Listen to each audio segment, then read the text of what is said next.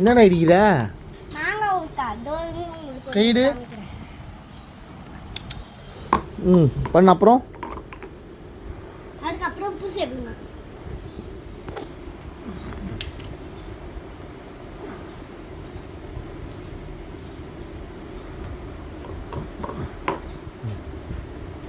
அடுத்து கொஞ்சமா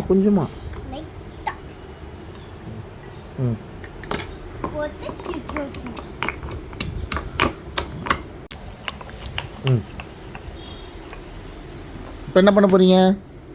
இது இப்போ டேஸ்ட் பண்ணிடலாம்.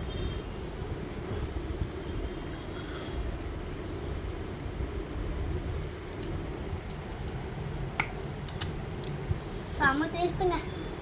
நல்லா இருக்கா? சூப்பருங்க. இதுக்கு பேர் என்னங்க? மாங்காய் ஊறுகாய்.